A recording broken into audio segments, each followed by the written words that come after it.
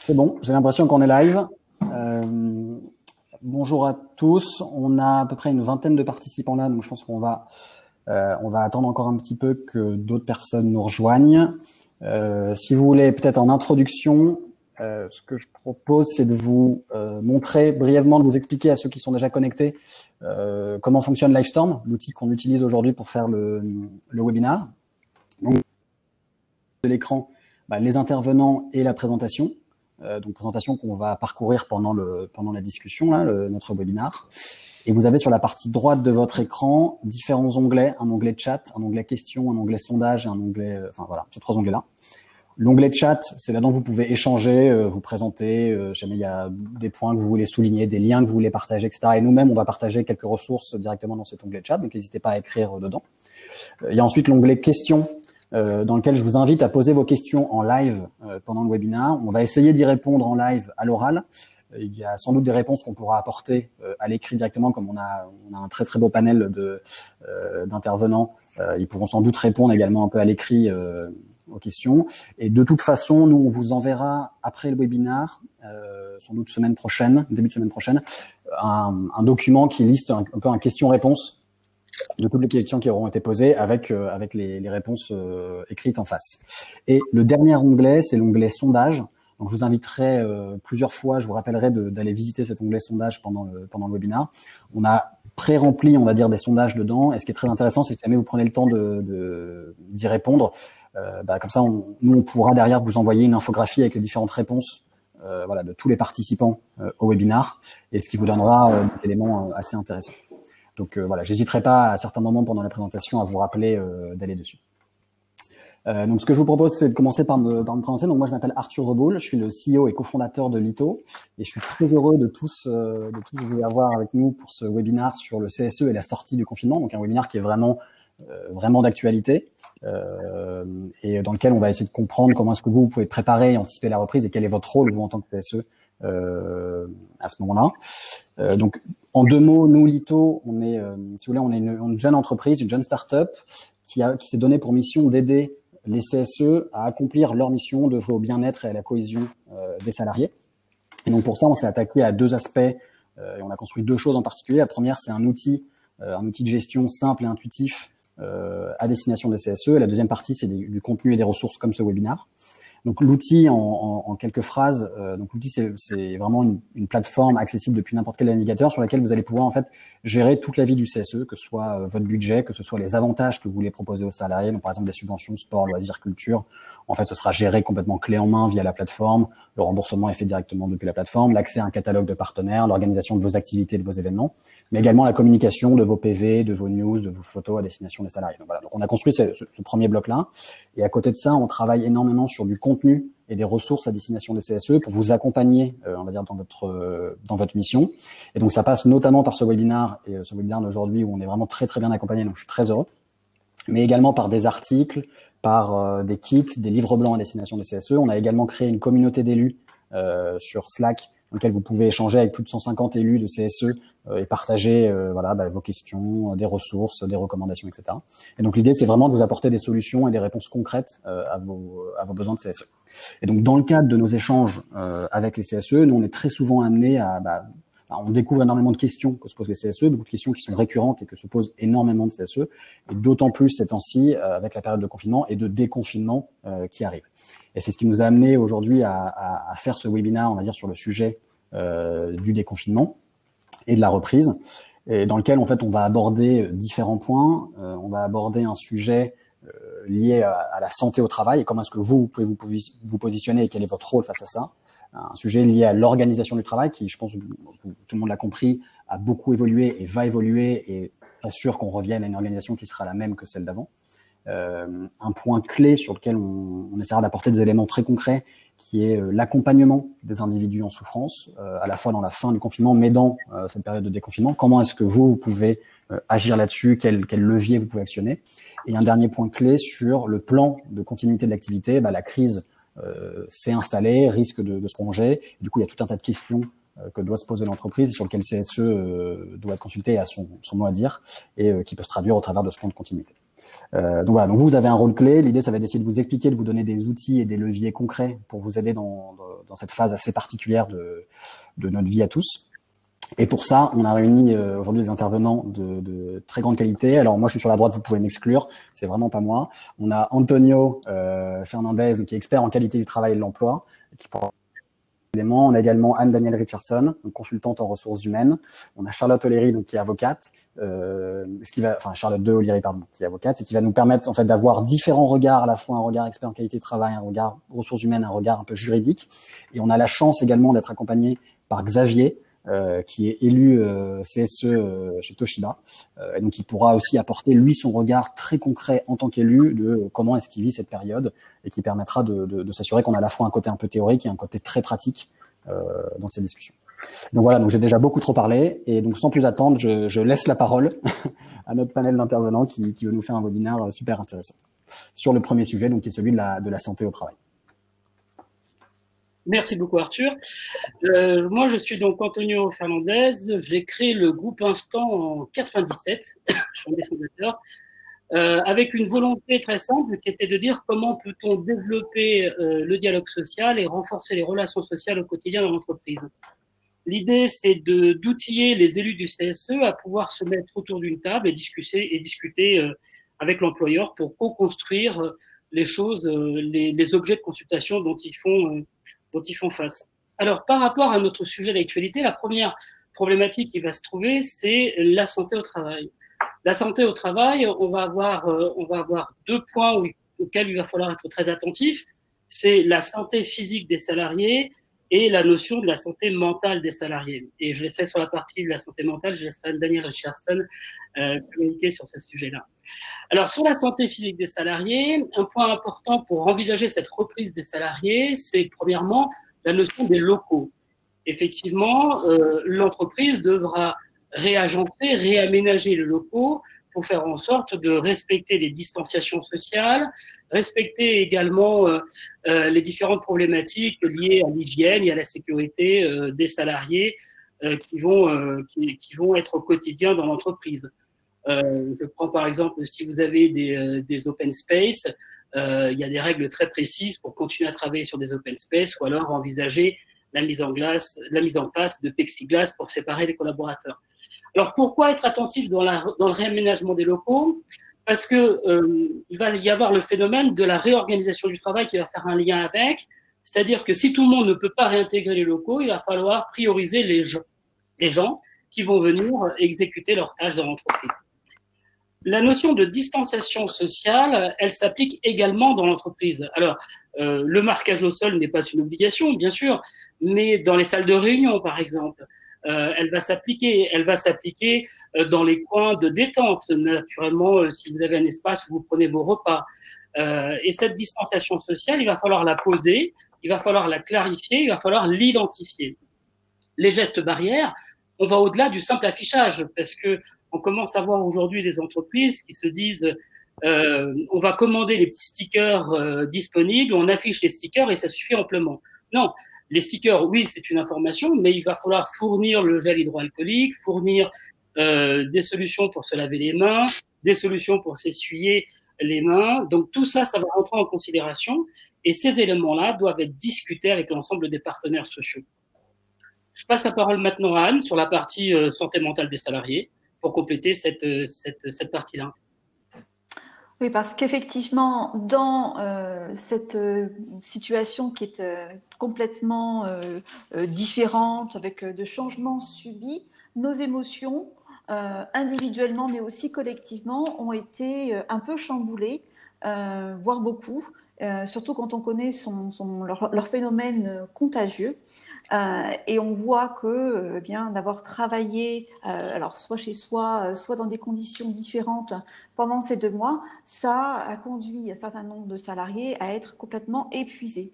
Et là, dans cette période de déconfinement, de retourner au travail peut-être physiquement ou de continuer le télétravail ou le travail confiné, comme sur quoi Antonio reviendra, complètement épuisé, fatigué d'avoir travaillé différemment, d'avoir travaillé avec une surexposition aux écrans peut-être, d'avoir travaillé avec des amplitudes horaires.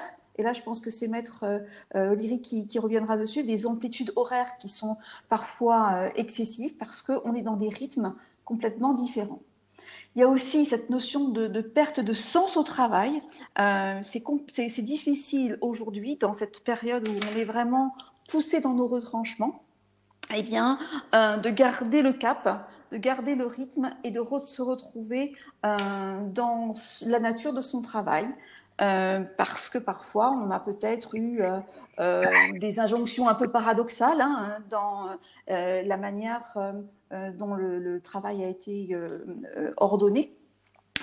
On a peut-être eu aussi, on a dû faire face à nos peurs pour notre santé physique, pour notre santé économique, financière. Et ça aussi, ça peut générer de la perte de sens au travail. Et puis l'anxiété liée à la situation et à ce que l'on va essayer d'anticiper sans forcément avoir tous les éléments. Et donc, juste si on peut me remettre le slide, parce que comme je ne l'ai pas sous les yeux et que je me vois, merci. Les incidents du direct. D'être aussi dans un contexte où eh bien, tous les salariés d'une même entreprise n'auront pas forcément vécu la même chose pendant ces 2 mois de confinement. Il y a ceux qui auront été, entre guillemets, au front dans des conditions que l'on ne connaît pas, qu'on peut imaginer, ceux qui ont vécu le travail confiné dans des contextes plus ou moins compliqués, être confiné dans un petit appartement en ville avec des enfants en bas âge à la maison, dans des conditions physiques et matérielles différentes, et être confiné dans sa maison de campagne, c'est pas le même confinement. Donc ça peut générer au sein d'une même entreprise, entre collègues, des situations de dégradation relationnelle qui peuvent être assez fortes au retour, ce en quoi il faut savoir aussi se préparer et pouvoir le mesurer. Je te laisse reboucler, Antonio, sur le document unique, du coup. Bien sûr. Donc, concrètement, ça se passe comment lors de votre réunion de CSE? Ça se passe par la discussion sur la mise à jour du document unique d'évaluation des risques. L'employeur a l'obligation de co-construire ce document unique d'évaluation des risques avec les partenaires sociaux. Alors, si dans votre CSE, il y a une commission santé, sécurité, conditions de travail, en général, c'est la commission santé, sécurité, conditions de travail qui prépare en amont cette mise à jour et qui présente les pistes de préconisation ou des pistes de transformation pour faire face à ça. Si vous n'avez pas de commission santé, sécurité, conditions de travail, c'est au CSE, parce que dans le cas d'absence de la commission santé, sécurité, commission santé, sécurité, conditions de travail, c'est le CSE qui remplit sa mission en matière de santé, sécurité au travail. Donc, ce qu'il faut retenir, c'est la mise à jour du document unique d'évaluation des risques. Donc ça, j'imagine que c'est si le document n'existait pas, c'est l'occasion de le créer. Si jamais il existait, c'est l'occasion de le mettre à jour, c'est ça? Mais en tout cas, c'est primordial de sortir de cette phase, ou en tout cas d'entamer la phase de déconfinement avec ce document. Bien sûr, existe, c'est quand même une obligation légale. C'est plus que primordial, c'est juste, c'est un warning énorme. Si vous n'avez pas de document unique, c'est tout de suite qu'il faut le mettre en place. Et vraiment, c'est plus qu'une obligation et les condamnations tomberont tout de suite. C'est-à-dire que l'absence de document unique se posera même pas. La question de quel est le contenu du document unique, c'est l'absence de document unique entraînera une condamnation. Donc vous, en tant qu'élu du CSE, vous alertez tout de suite l'employeur. S'il n'y a pas de document unique, c'est l'occasion de définir un document unique dès maintenant. Et s'il existe, c'est sa mise à jour aussi, puisqu'on est dans un contexte différent. Et ça ne passe pas par un copier-coller que pourrait vous fournir la médecine du travail. C'est vraiment un document unique propre à l'entreprise où, par le biais des inspections, on va sur le terrain, on va regarder les risques physiques et les risques psychosociaux que peuvent encourir les gens là dans le cadre de la reprise. On va les codifier et on va mettre en place des mesures pour accompagner, pour éviter que le risque se produise. D'accord. Xavier, peut-être, alors n'hésitez pas, c'est peut-être pas pertinent là, mais n'hésitez pas, si jamais vous avez des éléments concrets ou des exemples, vous par exemple de votre côté, si c'est quelque chose sur lequel vous avez déjà travaillé, dans le cas du CSE? C'est un sujet sur lequel on commence à travailler depuis 48 heures, on va dire 72 heures. Donc, nous, est-ce que c'est une mise en place d'un document unique? Est-ce que c'est une mise à jour? J'ai envie de vous dire, en tant que secrétaire du CSE, j'ai envie de me poser la question, puisqu'on pensait que c'était une mise à jour, puisque, bon, ça fait 1 an à peu près qu'on a pris notre mandat. Et là, vous voyez, on a une réunion qui est prévue lundi, et puis on nous envoie un exemplaire de document unique pour information, et puis on se rend compte qu'en fait, nous travaillons dans le commerce du photocopieur, entre autres, et un petit peu d'informatique, et on nous envoie un modèle de document unique qui est fait pour la boulangerie. Donc, on cherche un petit peu à comprendre le dialogue que cherche à mettre en place notre direction. Donc, voilà, pour vous dire qu'effectivement, c'est un sujet qui est d'actualité, qui est pas si simple que ça. Je vois une question là sur comment est-ce que gérer les résistances de salariés face au port du masque rendu obligatoire sur site. C'est vrai que d'être dans l'imposition, d'être dans la résistance, et c'est vraiment dans le dialogue là encore. C'est vraiment dans la pédagogie, la communication, la co-construction que l'on va réussir à avancer ensemble dans la même position. Après, sur la partie légale, est-ce que l'employeur peut l'imposer? Ça, je resterai. Alors, non, mais en fait, l'employeur, il peut l'imposer si les distanciations sociales ne sont pas tenues. Donc, ça veut dire que le principe, c'est de garder, j'allais vous dire, la distance possible, donc 4 mètres carrés ou 1 mètre concrètement entre chaque salarié. Je pense qu'il faut être réaliste. Encore une fois, ça fait entre guillemets rire, mais c'est pas drôle. L'exemple de la boulangerie pour votre activité, Xavier, c'est qu'est-ce que fait concrètement votre activité? C'est-à-dire que si vous êtes dans le BTP et vous avez des gens qui doivent faire de la soudure, bah, c'est évident qu'il y a un port du masque puisqu'il y a une proximité. Si vous êtes à l'inverse sur tout ce qui est, on en parlait, convention Syntec, etc., bureau d'études avec des grands open space, ce sera beaucoup plus facile. Et donc là, on n'a pas d'obligation de port du masque. Donc, je pense qu'il faut encore une fois aller sur l'adaptation concrète de qu'est-ce que je fais comme métier, qu'est-ce que font mes salariés comme métier au quotidien et comment on peut s'organiser. Parce qu'il y a aussi une question de moyens et malheureusement, le but n'est pas d'avoir 5 masques par jour sur la journée de travail pour chaque salarié. Sinon, le travail ne pourra pas forcément avancer. Donc, il faut faire ça en bonne intelligence, en étant concret et se poser la question de son métier sur les bonnes fiches métiers, bien évidemment. Je voulais aussi rajouter, parce que je vois qu'il y a une question qui va dans ce sens, que tout ça, ça se co-construit avec les partenaires sociaux, mais ça se co-construit également avec le médecin du travail. Et lorsqu'un salarié dit je refuse d'y retourner parce que je me sens pas assez protégé, c'est une des questions qui est posée. Est-ce qu'un employé peut refuser de retourner sur son lieu de travail s'il ne se sent pas assez protégé? Moi, j'ai envie de lui répondre non. Mais par contre, le salarié peut saisir le médecin du travail qui, lui, sera habilité à le confiner ou pas le confiner en mesure au vu des règles qu'aura mis l'employeur pour préserver la santé physique des salariés. En fait, on a toujours cette peur, et ce que tu disais, Anne, qui est de dire, moi, mon entreprise, au niveau de ma sécurité, ils ont rien fait, j'ai pas les masques, il n'y a pas la distanciation, ou j'ai des problèmes de respiration, et je sens que je vais pas me sentir bien, donc je vais pas y aller. Et ben malheureusement, alors vous m'arrêtez si je dis des bêtises, maître, mais malheureusement l'idée elle est simple, elle est de dire vous devez aller au travail, et si effectivement vous constatez que l'entreprise n'a pas mis en place les mesures d'hygiène et de sécurité nécessaires pour vous protéger, à ce moment-là, vous devez appeler immédiatement le médecin du travail qui lui a participé à cette discussion, c'est-à-dire qu'il a participé à l'élaboration du document unique des risques et qui pourra, lui, vous sortir de l'entreprise et vous confiner si c'est nécessaire. Oui, je vous rejoins complètement parce que l'idée, c'est de reprendre le travail. Donc, en fait, l'idée n'est pas de tout de suite utiliser le moyen qui est le droit d'alerte ou le droit de retrait, qui sont des moyens à prendre vraiment à la fin. C'est-à-dire que je souhaite revenir au travail, je fais mon maximum pour travailler et je fais avec l'employeur, j'allais dire, je mets en place les dispositions pour reprendre dans une sécurité notre travail. Et c'est en dernier lieu, si vraiment l'employeur ne répond pas à la question, ne produit pas de masque, ne produit pas de gel, c'est si l'employeur, j'allais dire un petit peu, ne joue pas le jeu, à ce moment-là, je vais activer les moyens que j'ai en tant qu'élu du CSE qui sont le droit d'alerte et ce qu'ont fait d'ailleurs les salariés dans la société Amazon. Mais c'est pas le but aujourd'hui. Je pense que si on est tous réunis aujourd'hui, c'est pas pour se dire qu'est-ce que je peux faire pour aller contre mon employeur, L'idée, c'est comment agir ensemble et comment reprendre dans la sécurité. Et pour la question des repas dans le lieu de l'entreprise, comment je fais pour continuer à prendre des repas dans le lieu de l'entreprise? Eh ben, les règles sont posées de manière très claire. L'INRS a été très clair là-dessus. 2 mètres de distanciation, pas de vaisselle, pas de fourchette. Vous amenez votre repas, un micro-ondes uniquement pour réchauffer et 2 mètres de distanciation dans la salle entre chaque collaborateur qui prend son repas. Il va falloir peut-être commencer à déjeuner à 11h et terminer à 14h. Au niveau du roulement, s'il faut faire un roulement. Et il faut même, je permets de C'était pas déjà le cas. Oui, et au-delà même des roulements, il faut surtout en fait adapter on en parlera après du coup, adapter le temps de travail, c'est-à-dire que l'horaire décalé va vraiment être intéressant dans cette période de reprise.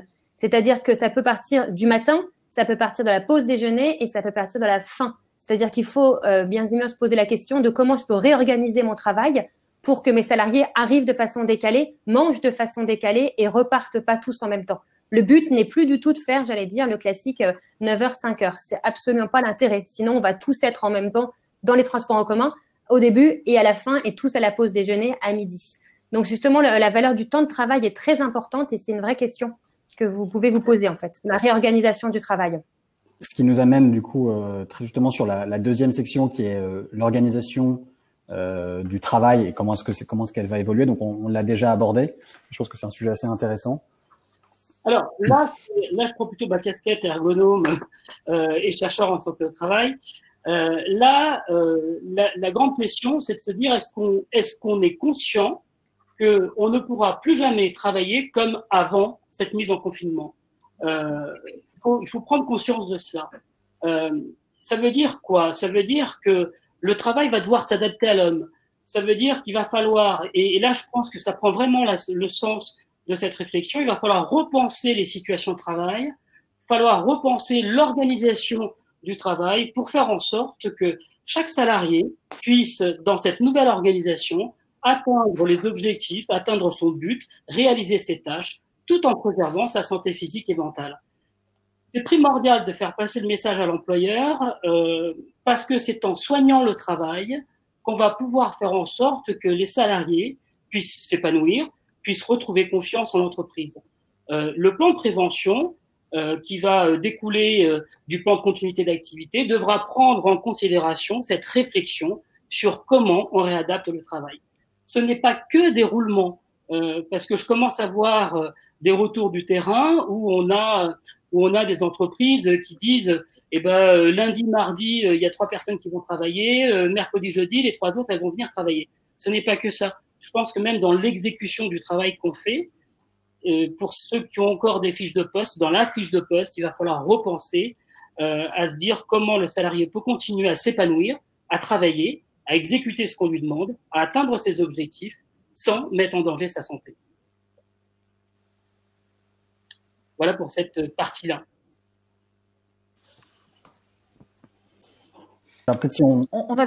On avait les sondages aussi, Arthur, peut-être, et qui commencent par la fin, en fait, pour que ce soit dans le flux du… Oui, alors effectivement, si je me trompe, les sondages qui vous sont proposés, que vous retrouvez dans l'onglet sondages à droite, sont liés aux sections du document, donc n'hésitez pas à les regarder, mais dans l'ordre inverse. Donc, il faut commencer par ceux à la fin. Donc, vous voyez, n'hésitez vraiment pas à aller y répondre, ce sera très intéressant, comme ça, on pourra vous partager aussi les réponses. Il y a des questions qui sont pertinentes. Par exemple, il y a un des sondages qui était proposé, qui était est-ce que l'entreprise peut continuer la même organisation du travail que celle existante avant le confinement. Donc c'est vrai qu'on a notre avis à nous et l'avis qu'on peut vous donner aujourd'hui pendant le webinaire, mais c'est vrai qu'avoir le vôtre et votre ressenti, vous en tant que salarié, en tant qu'élu de CSE, c'est très intéressant. Et donc n'hésitez vraiment pas à y répondre. Et je pense que ça alimentera aussi les réflexions au-delà de ce webinaire. Donc je vous invite à parcourir, à poser vos questions et à parcourir cet onglet sondage de bas en haut. Pour y répondre. Je vous rends le micro si vous voulez passer sur la partie d'accompagnement des individus en souffrance, qui je pense qu'il y a un aspect quand même assez important, à la fois en confinement, mais d'autant plus en déconfinement, comme vous le disiez, Anne, en début de présentation. Oui, c'est vrai que on est dans une situation qui peut sembler problématique, mais qui peut être aussi une source d'opportunité pour mettre en place des nouveaux modes opérationnels pour accompagner au mieux les individus, comme par exemple la mise en place de collectifs de travail.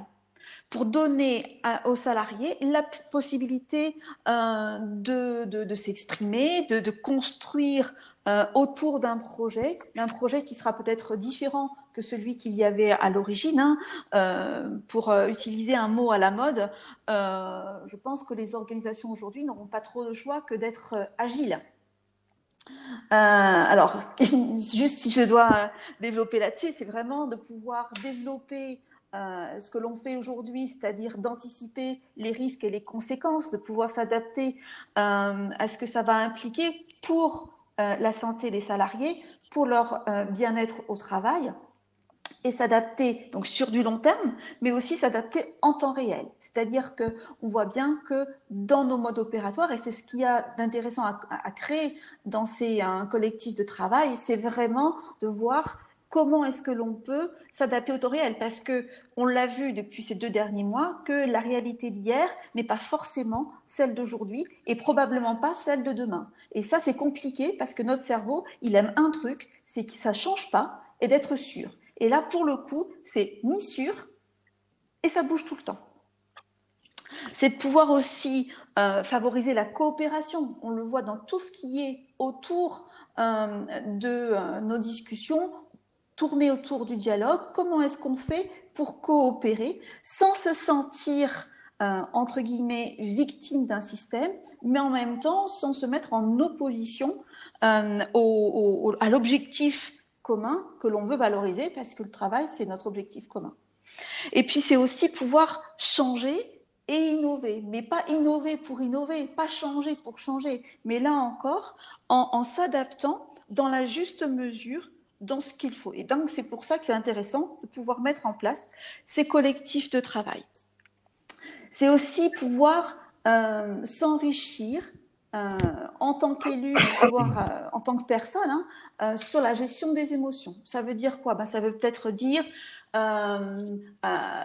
pouvoir faire le distinguo entre ce sur quoi je suis en capacité d'agir et ce sur quoi je ne suis pas en capacité d'agir. C'est-à-dire que dans la situation dans laquelle je suis aujourd'hui, qu'est-ce qui dépend de moi? Alors, dépend de moi en tant que personne, dépend de moi en tant que salarié, dépend de moi en tant qu'élu.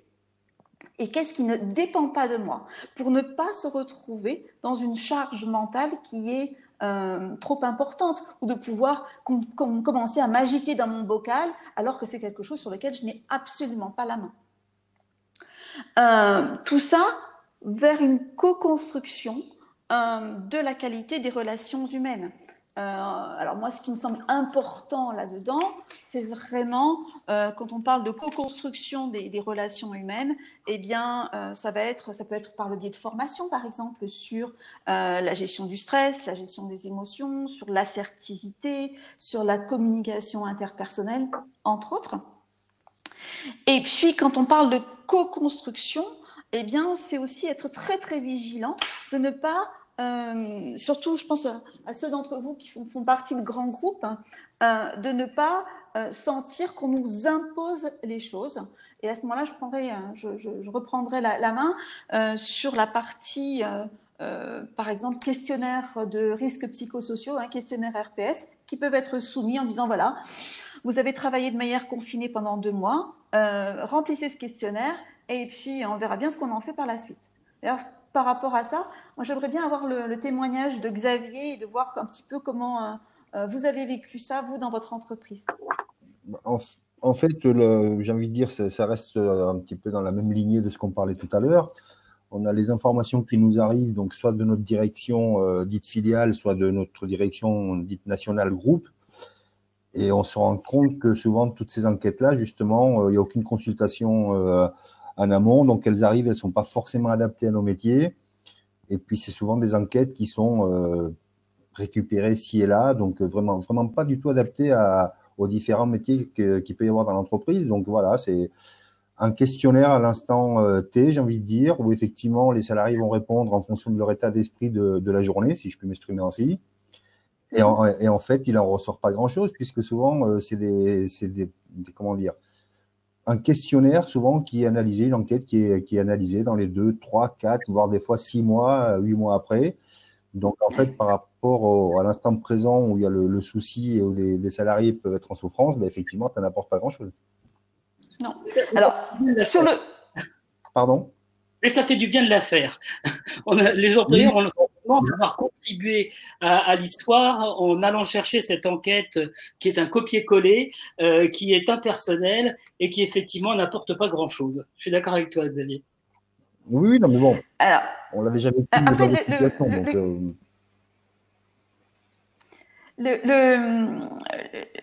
la mise en place de questionnaires RPS ou de prendre la température de la santé psychologique ou mentale des salariés, ou physique d'ailleurs, des salariés dans l'entreprise, pourquoi pas, hein, on sait pertinemment que, comme le disait très justement Xavier, que de toute façon, et ça, là, les études scientifiques nous l'ont prouvé, que quand on répond à l'instant T, ben, c'est très dépendant de l'humeur du moment. Hein. Si vous venez d'avoir une altercation avec quelqu'un au téléphone ou de vous engueuler avec votre conjoint, ben, ça va peut-être influer sur la manière dont vous allez répondre au questionnaire. Ce qui est important pour et là on l'entend dans ce que dit Xavier aujourd'hui, ce qui est important, c'est de le co-construire, ce questionnaire, pour qu'il colle au plus près de la nature de l'activité, de la typologie, de la structure de l'entreprise, de la manière dont l'entreprise est conçue, même géographiquement, parce qu'on peut faire partie d'un même groupe et pas forcément vivre la même chose au sein de l'entreprise. Donc ça, c'est pour la partie quantitative, hein, et on entend par rapport à ce que nous dit Xavier l'importance de la rapidité du traitement de l'information avec un retour constructif et adapté.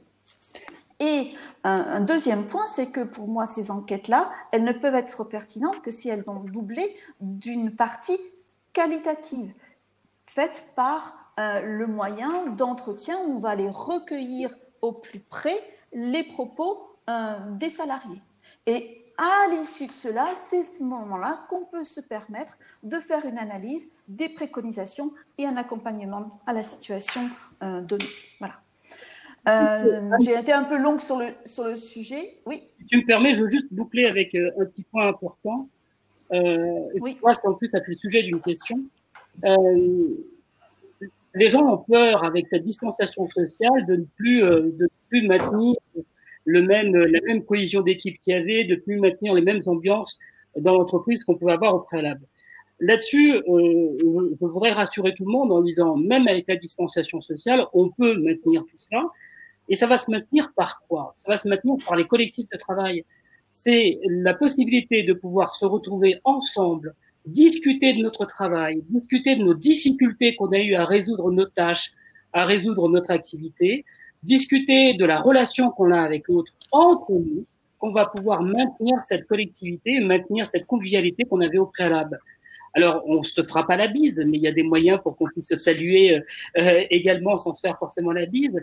Mais je dirais, il faut vraiment que dans les entreprises, on renforce la création de ces collectifs parce que ce sont des régulateurs de santé et ce sont des régulateurs aussi de l'activité. Dans ces collectifs, il y aura des débutants, il y aura des personnes un peu plus confirmées, il y a des échanges d'expériences, il faut laisser la possibilité au retour aux salariés de parler de leurs difficultés du travail. Ça, c'est extrêmement important. Ça ne s'improvise pas, Antonio. Hein. Ça a besoin d'un accompagnement spécifique pour les mettre en place. Et ce n'est pas quelque chose que l'on impose ou quelque chose que l'on fait. C'est vraiment, là encore, dans une situation de dialogue. Je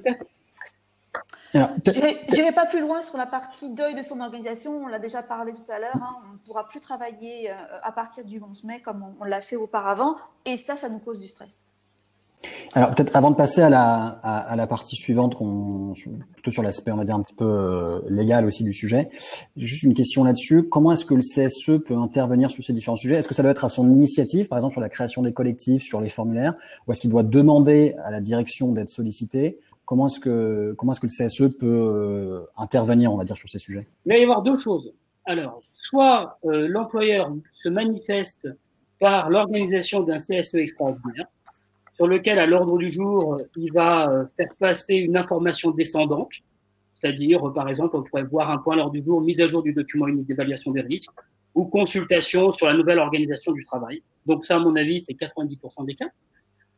Et là, c'est ce que j'appelle subir. Ça veut dire que quand on est dans ces cas-là, on est dans un CSE qui est, alors, le terme est peut-être fort et je m'en excuse au préalable si je vais en choquer certains, mais on est dans un CSE qui est une chambre d'enregistrement.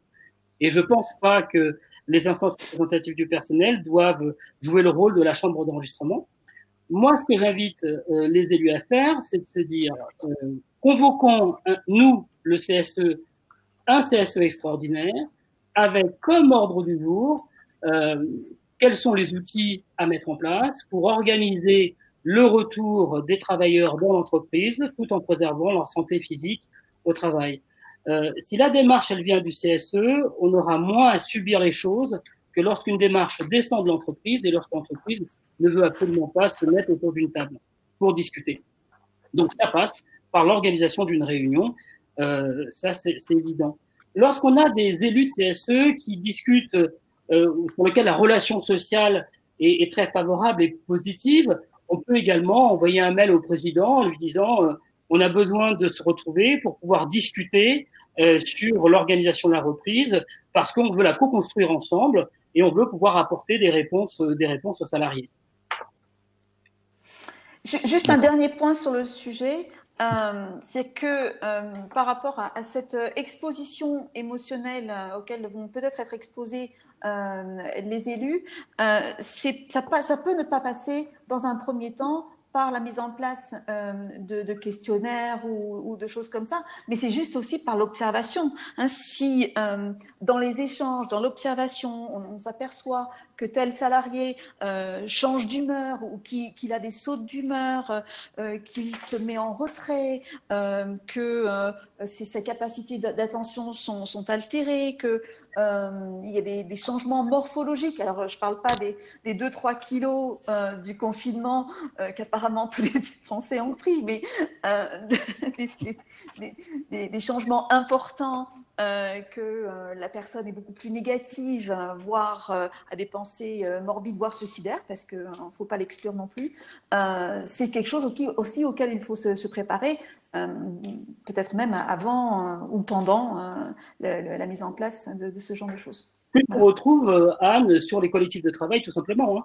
Le rôle des collectifs de travail, si l'entreprise met en place les collectifs de travail et qu'elle est accompagnée dans ces collectifs, le questionnaire n'aura plus de sens du tout. Absolument, et absolument. Le collectif va complètement évaser le questionnaire et va permettre d'avancer. Simplement que toutes les entreprises ne sont pas au même degré de maturité. Et donc, du coup, pour certaines, déjà... la mise en place des questionnaires, c'est fou. Voilà, je vois qu'on a le temps court très vite. Il nous reste un peu moins d'une dizaine de minutes. Et donc je propose peut-être on pourra répondre aux dernières questions qu'il y aura peut-être à la fin, quand on aura dépassé les 45 minutes, ou les faire par écrit. Mais je pense que ça peut être intéressant de couvrir le volet continuité de l'activité, Antonio et Charlotte, à la fois sur un aspect CSE et sur un aspect aussi assez légal. Bien sûr. Alors, tout ce qu'on se dit doit être formalisé, doit être écrit, et ce n'est pas le procès verbal de la réunion du CSE qui formalise et qui écrit ce genre de choses. J'insiste là-dessus parce qu'il y a beaucoup d'entreprises encore qui pensent, parce qu'elles en ont discuté en réunion de CSE et que notre gentil secrétaire de CSE a rédigé le procès verbal, elles ont rempli leurs obligations légales. Non, c'est pas comme ça que ça fonctionne. Donc, l'entreprise doit absolument rédiger un plan continuité d'activité qu'on appelle un PCA. Dans ce plan de continuité d'activité, il y a au minimum 3 points essentiels sur lesquels il faut vraiment être attentif. Le premier point, c'est les orientations stratégiques de l'entreprise. Ça fait partie d'ailleurs d'une des consultations des élus du CSE.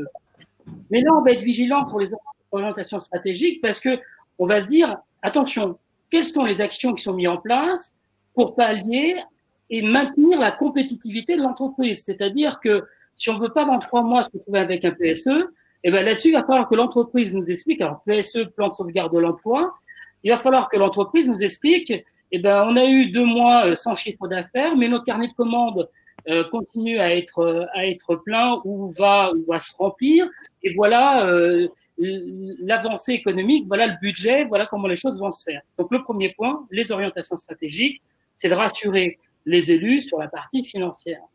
Le deuxième point, c'est les actions mises en place pour protéger la santé des travailleurs, physiques et mentales. On en a déjà longuement discuté. On vous a donné quelques exemples avec Anne, Xavier et Charlotte. Enfin, on a tous les trois, on vous a donné plusieurs pistes, mais elles sont discutées avec les élus. On s'accorde autour de la table et on les pose par écrit sur ce plan de continuité de l'activité. Et puis le dernier point, c'est que lorsqu'on touche à l'humain, si on se contente de sonder et de faire un état des lieux et de se dire c'est joli, c'est orange, donc on fait rien, tiens c'est rouge, on va attendre que ça redevienne au vert. Si on fait du quantitatif sans faire du qualitatif, ça n'a pas de sens. On ne fait que créer de la dégradation relationnelle, du stress, de l'anxiété, comme Anne l'a développé. Donc le point numéro 3, c'est quelles sont les mesures d'accompagnement. Alors ça passe par plusieurs, ça peut passer par des prestataires externes, ça peut passer par les collectifs de travail, ça peut passer par la médecine du travail, ça peut passer par plusieurs choses. Et là c'est aux élus d'être force de proposition. L'entreprise va donc faire un premier PCA, l'élu, le CSE va l'amender, il va faire des propositions, les échanges vont ainsi se construire, et c'est au moment où on est d'accord sur le PCA qu'on va passer à la phase de la consultation. Le PCA, l'évolution du PCA, c'est la phase d'information. Et une fois qu'on est sur la phase de consultation, on va pouvoir émettre un avis. Alors, jusque-là, tout va bien? Oui, mais non. Oui, mais non, parce que une fois qu'on est arrivé à ce plan de continuité d'activité, qu'on s'est accordé sur ce plan de continuité d'activité, il va falloir le suivre, savoir les mesures, est-ce qu'elles sont mises en place. Et là, on a un outil qui est plan de prévention, qui va nous dire, voilà à court terme ce qu'on a mis, à moyen terme, à long terme.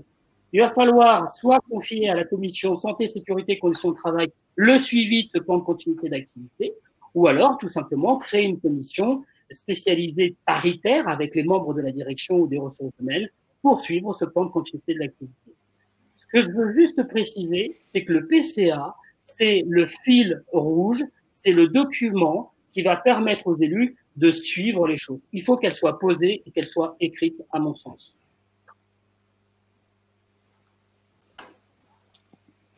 Charlotte, peut-être sur oui, du coup, je vais me permettre, alors rapidement, parce qu'il me reste 4 minutes, mais on va être efficace. On va tirer un petit peu l'horloge. Non, mais je voudrais compléter.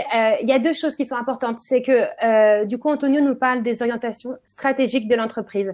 C'est donc la consultation classique du CSE, j'allais dire, en matière de reprise de l'activité. C'est un point important. Vous allez, et vous avez vu, on en a parlé du coup avec Xavier au début de ce webinaire, vous avez vu passer la semaine dernière, vous allez être consulté plus rapidement, puisqu'aujourd'hui, les délais ont été raccourcis. Pourquoi je vous en parle? Parce que c'est important dans un point de vue positif. C'est que je pense qu'aujourd'hui, le gouvernement a voulu mettre en place le CSE et a voulu leur dire, vous êtes là, aux côtés de l'employeur, pour agir avec nous sur la reprise de l'activité. Parce que le délai, je voudrais juste revenir sur les anciens délais. Vous savez que le délai, c'était d'1 mois, le CSE devait rendre son avis sous 1 mois lorsqu'il n'y avait pas d'expert, sous 2 mois s'il y avait un expert. C'est un délai qui est intenable.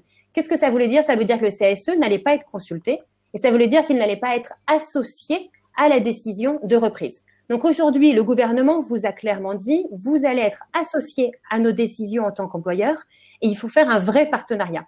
Donc ce délai de consultation qui est ramené, donc vous l'avez vu, c'est l'ordonnance, on vous donnera plus de détails après s'il le faut dans un lien, c'est l'ordonnance du 2 mai et les 2 décrets d'application. Le délai d'1 mois est ramené à 8 jours et le délai de 2 mois, s'il y a un expert qui intervient, est ramené à 11 jours pour les CSE et en cas de CSE central, à 12 jours.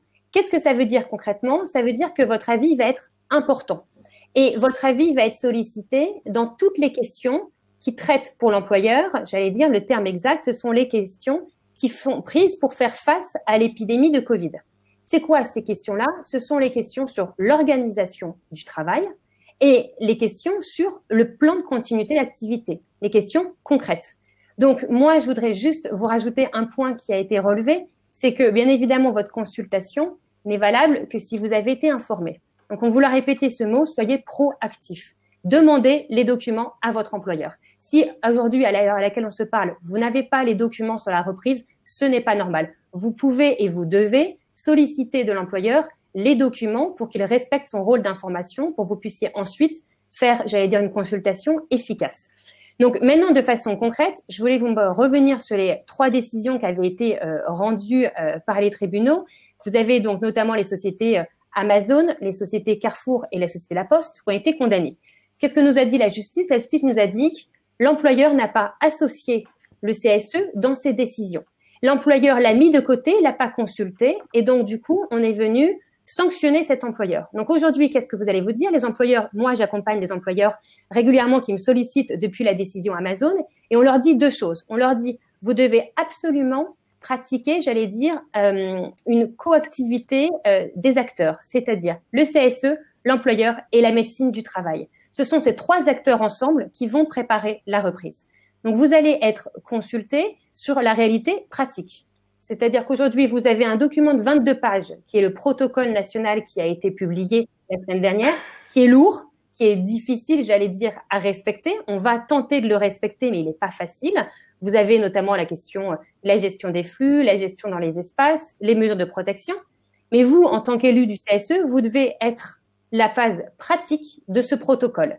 C'est-à-dire que votre intérêt, c'est de dire, est-ce que les mesures qui sont préconisées dans le protocole ou dans les fiches métiers qui ont déjà été mises en ligne, est-ce que la faisabilité va être possible dans mon entreprise? Ça veut dire qu'aujourd'hui, vous devez vous poser la simple question, ce que me dit mon employeur, est-ce que c'est théorique ou est-ce que c'est possiblement, est-ce qu'on peut le mettre en œuvre dans mon entreprise? Il y a deux, à mon avis, au vu des CSE qui doivent aujourd'hui nous écouter, il y a deux voies possibles. Soit vous êtes une entreprise où le télétravail est possible. Ça veut dire, et c'est pas ce qu'on pensait faire à partir de la semaine dernière, mais maintenant c'est ce qu'on conseille, ça veut dire que jusqu'au 2 juin, votre employeur ne va pas vous demander de revenir sur site. Logiquement, et c'est en tout cas la position du gouvernement, et encore une fois, voilà, on est dans la théorie, hein, bien évidemment, tous les employeurs ne respectent pas nos conseils, mais le mot d'ordre du gouvernement, c'est si le télétravail est possible, on ne demande pas aux salariés de revenir sur site on l'a compris pourquoi, pour essayer de ne pas engorger les transports en commun et de ne pas prendre de risques. Si le télétravail n'est pas possible, et c'est le cas dans beaucoup de sociétés, la question qui va se poser, c'est comment je peux, avec mes salariés qui doivent venir sur site, réorganiser mon travail. On l'a évoqué du coup avec Antonio et avec Anne tout à l'heure, la question de la réorganisation, c'est le temps de travail. Il faut oublier, j'allais dire, ce qui était avant dans votre entreprise. Donc, ça veut dire que vous devez vous poser la question du temps de travail. Donc, on commence le matin, classiquement, si vous commenciez à 8 heures, vous devez échelonner les arrivées des salariés. La pause déjeuner, c'est la même chose. Le but n'est pas de se retrouver à 15 à la pause café, sinon vous allez annuler toutes les mesures barrières. Donc, le temps de travail, il est réorganisé lorsque vous avez des salariés qui sont sur site. Lorsque vous avez des salariés en télétravail, et c'est important pour ce point-là, on se dit souvent, ils sont à la maison, ils sont pas exposés, donc ils n'ont pas de risque de contamination. Les risques Covid, c'est pas que le risque de contamination, c'est le burn-out, c'est les risques psychosociaux, comme vous a dit Anne. Et c'est pas parce que vous avez un salarié qui est au forfait jour, donc il n'a pas d'horaire en théorie, que vous avez le droit de lui envoyer des mails à 22 heures, parce que, et je sais ce que j'ai aussi des enfants en bas âge, toute l'après-midi, vous avez dû jongler avec les enfants, donc on travaille à minuit. C'est notre choix, j'allais dire, lorsqu'on est indépendant de travailler à minuit, c'est pas le choix du salarié. Donc j'alerte vraiment sur la question du forfait jour, et c'est important parce que je crois qu'il y a des CSE qui sont, à mon avis, avec des salariés qui sont mis au forfait jour. Ce n'est pas parce que mon salarié est à la maison que je peux le faire travailler à toute heure. Donc moi, je conseille de coller aux horaires de l'entreprise à la maison. C'est-à-dire que d'essayer au maximum de se dire, si il est 22 heures, je n'écris pas à mon salarié. Pareil le matin, s'il est 7 heures. Donc vous respectez le temps de travail classique à la maison. Bien évidemment, après, c'est l'occasion, avec cette crise, de mettre à jour beaucoup d'éléments. Est-ce que j'ai un accord de déconnexion qui a été pris dans l'entreprise? Si j'ai pas d'accord et de charte de droit à la déconnexion, c'est peut-être l'occasion de proposer à mon employeur d'en négocier un, d'en mettre un en œuvre. Donc, il y a le droit à la déconnexion. Bien évidemment, le télétravail, je pense qu'on vous l'avait déjà dit, mais dans le cadre de la crise exceptionnelle de Covid, on a le droit de l'imposer, même si on n'avait pas d'accord qui avait été pris. Mais c'est pas parce qu'on a le droit de l'imposer que c'est pas l'occasion de discuter. Donc, pour faire simple et pour résumer, je pense qu'il faut que aujourd'hui, vous, en tant que membre du CSE, vous vous posiez la question de concrètement vous dérouler la journée. Vous vous dites aujourd'hui, pour les salariés qui sont à la maison, qu'est-ce que ça veut dire maintenir l'activité? Pour les salariés qui est sur site, ça veut dire comment le protéger concrètement. Donc, bien évidemment, mettre à jour votre document unique, puisqu'on ne va pas revenir dessus, mais la décision Amazon nous a dit que si le document unique n'est pas mis à jour, l'employeur peut avoir une condamnation. Donc, Xavier, vous avez parlé du document unique tout à l'heure. C'est bien évidemment, est-ce que mon entreprise en a un? Si elle n'en a pas, il faut se poser la question d'en rédiger un le plus rapidement possible avec l'employeur et avec le CSE. Et j'insisterai sur ce point, les décisions nous disent le CSE doit être associé à chacune des décisions qui doivent être prises. Donc, le document unique et bien évidemment le plan de continuation d'activité, comme vous en a parlé du coup Antonio, avec, à mon sens, vous devez écrire tout ce que je viens de dire dans le plan de continuation d'activité. C'est-à-dire que les décisions de réorganisation du travail, aussi bien en termes de temps de travail que de considérations pratiques de qui vient travailler, quand et où, doivent être indiquées dans le document du plan de continuation d'activité. Et les risques psychosociaux doivent apparaître. Je sais que Anne est revenue sur ce point tout à l'heure, c'est vraiment important. Le risque de burn-out, le risque d'isolement. La question a été posée au début du webinaire sur la distanciation sociale. Ce n'est pas parce que je suis chez moi qu'on est palier. Aujourd'hui, on est 27 plus nous 5, on est ensemble. Donc, c'est important de maintenir, par exemple, pas non plus tous les jours, mais une fois par semaine, on a un point d'équipe. Donc, la distanciation sociale, elle est physique, mais elle n'est pas réelle. On a, par exemple, si vous êtes sur site, on ne peut plus faire une pause café, mais on peut faire à tour de rôle peut-être une pause café en respectant les distanciations sociales et en faisant des points d'équipe. Et je sais que c'est un point important. Ce n'est pas parce qu'on n'est pas physiquement ensemble qu'on n'est pas une équipe au niveau du travail. Donc ça, c'est valable pour le télétravail comme pour sur le site. Alors, Charlotte, si vous permettez, je voudrais juste apporter une précision. Je pense que pour reboucler là-dessus, il est important de faire la différence entre le télétravail et le travail confiné. Ce n'est absolument pas la même chose. Le législateur n'a pas voulu apporter cette notion de travail confiné parce que elle sous-entend des risques psychosociaux et du mal-être au travail. Mais le télétravail que je subis n'est pas du télétravail. À la rigueur, le télétravail, quand il a été mis en place, il a été mis pour pouvoir avancer dans les notions de qualité de vie au travail et pouvoir faire en sorte d'organiser ma vie personnelle et ma vie professionnelle. Là, je subis le télétravail. Et ça va tout reboucler la notion de travail confiné, la dissociation du travail. Ça va permettre aux élus de faire la différence. Un sondage qui demanderait si j'ai mal au dos lorsque je fais du télétravail chez moi, j'ai envie de répondre en télétravail, oui, parce que l'employeur doit me fournir le matériel. En travail confiné, non, parce que je peux pas m'acheter un fauteuil ergonomique, tout simplement. Donc, vous voyez, les nuances, elles vont être là. Et là, dans les entreprises, on peut être pris au jeu, parce que le télétravail, certaines entreprises ont déjà mis en place, et ça fonctionnait très bien avant la crise du Covid. Donc, on s'est dit qu'avec le Covid, c'était exactement un copier-coller. Or, on va s'apercevoir que le travail confiné est venu détruire et va détruire la notion même du télétravail. Mais ça va arriver. D'ailleurs, on le voit dans les niveaux de performance. Hein. C'est que en télétravail, on voit qu'on gagne à peu près 20% en performance parce que c'est du travail choisi dans des conditions où on n'a pas, comme le disait Charlotte tout à l'heure, des enfants en bas âge autour de soi, etc.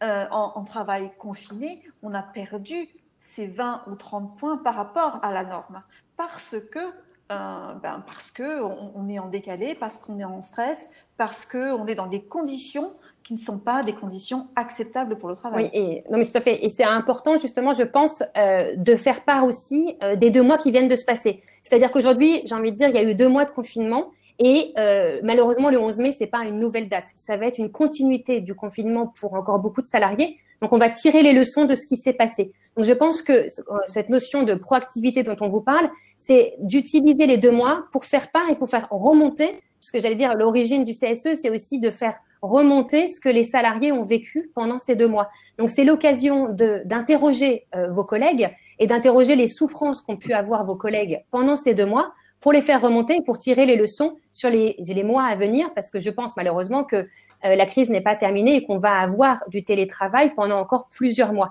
Donc, ne pas, j'allais dire, continuer de façon dégradée, mais d'optimiser cette possibilité de travailler chez soi. Je terminerai juste sur un point. Les décisions de justice que je vous ai citées, c'est malheureusement à chaque fois des droits d'alerte qui ont entraîné ces décisions de justice, que ce soit un droit d'alerte parce qu'il y avait un danger grave et imminent. Et malheureusement, c'est un mot que je suis obligée d'évoquer aussi en tant qu'avocate, c'est le but n'est pas d'avoir des suppressions de postes à la fin de la crise. Donc, n'attendez pas les difficultés sanitaires ou économiques pour se dire « je vais aller utiliser mon droit d'alerte pour dire à l'employeur vous avez mal fait votre travail. Soyez vraiment proactif dès maintenant en convoquant du coup soit un CSE extraordinaire et aussi en allant vers la négociation collective. L'idée, c'est d'anticiper cette reprise et d'anticiper les difficultés sanitaires et les difficultés malheureusement économiques pour que l'entreprise puisse être la plus proactive et la plus productive pour ne pas avoir malheureusement des suppressions de postes. Je vois qu'on n'a pas eu le temps de tout évoquer. Il y a juste un dernier point, c'est pareil, ce sera une autre fois, la question de l'activité partielle, puisque bien évidemment, vous devez avoir des sociétés qui ont mis en place l'activité partielle. C'est important si, à partir du 11 mai, il y a des différences qui sont faites aussi entre les salariés, de ne pas oublier et de ne pas se dire, de considérer ces salariés comme une entité entière. Faites attention aux salariés qui a pu travailler pendant 2 mois. S'il a un collègue qui a été placé en activité partielle, il peut avoir des sentiments d'avoir été celui qui a plus travaillé que le collègue. Donc voilà, pensez vraiment à vous dire, je regarde au niveau individuel comment ont vécu mes salariés sur ces 2 mois et comment je peux anticiper les difficultés qu'ils ont eues. Voilà, soyez proactifs et n'hésitez pas à utiliser la voie de la négociation collective qui vous permet d'anticiper tout problème pour, j'allais dire, la co-construction, comme on dit régulièrement, entre l'employeur et le CSE.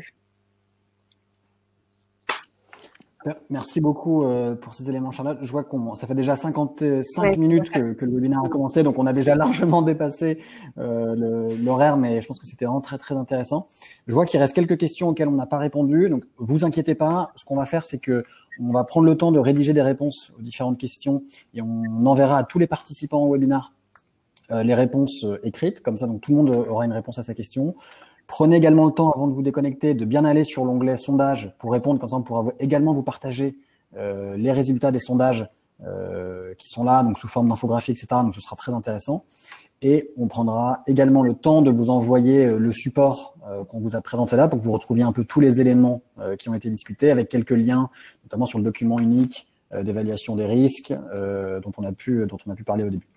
Donc voilà, c'est très compliqué de faire la synthèse de ce webinaire parce qu'on a parlé d'énormément de choses. Donc vous l'avez compris, vous avez un rôle clé en tant qu'élu CSE sur ce sujet-là. Je pense que le mot d'ordre, c'est la proactivité. Soyez proactifs sur tous les sujets vis-à-vis des directions, vis-à-vis des salariés, etc. Vous avez un rôle clé à jouer et ce qui est intéressant, et c'est ça qui donne la valeur, on va dire, au CSE. Donc voilà, donc merci à tous d'avoir écouté ce webinaire. Merci à tous nos intervenants pour cette présentation de très grande qualité. J'étais très heureux de faire cette présentation avec vous. Et puis je vous dis à très bientôt. On a un prochain webinaire qui, je pense, c'est la semaine prochaine ou la semaine suivante. J'ai pas la date exacte en tête, mais qui va arriver. On vous enverra de toute façon des invitations. Et je vous souhaite à tous une très bonne fin de journée, une très bonne fin de semaine. Merci beaucoup.